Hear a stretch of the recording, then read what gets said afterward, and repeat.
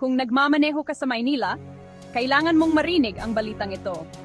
Isang viral na video ang naglagay sa dalawang traffic enforcer sa matinding problema. Narito ang pinakabagong impormasyon tungkol sa kaso.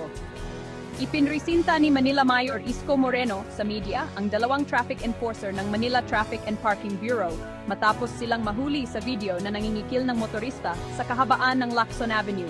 Mabilis na kumalat ang insidente online na nagdulot ng galit sa mga motorista at publiko. Bilang tugon, kinumpiska ng mga opisyal ng lungsod ang uniforme at ID ng mga enforcer, hudyat ng agarang aksyong pandisiplina. Kasalukuyan ng inihahanda ang mga kasong legal laban sa mga suspek, bilang bahagi ng patuloy na kampanya ng Maynila laban sa korupsyon. Binigyang diin ng mga autoridad na hindi kukonsintihin ang mga gawaing tulad nito, at ang mga makapatunayang nagkasala ay haharap sa pagtanggal sa trabaho at kasong kriminal. Ang insidenteng ito ay nagbibigay diin sa patuloy na pagsisikap na linisin ang mga lansangan ng lungsod at panagutin ang mga lingkod bayan.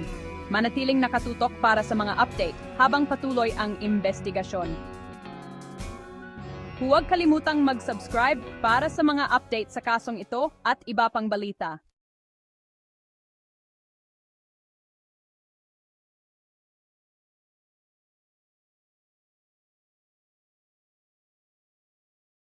Ano ang hindi alam ng mga tao tungkol sa pinakabagong tulong pangkalusugan sa Pilipinas? Narito ang balita.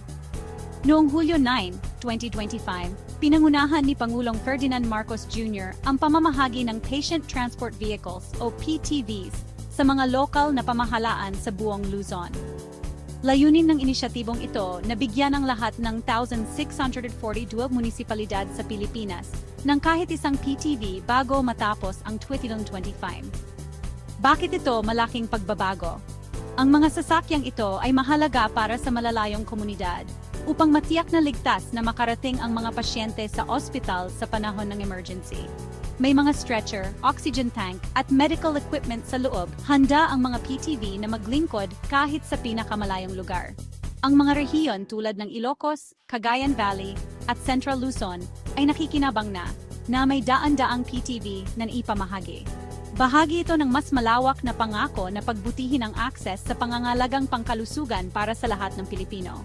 Manatiling nakatutok dahil isang maasahang serbisyong pangkalusugan ang darating sa bawat sulok ng Pilipinas. Bumili ng payong dahil tag-ulan na.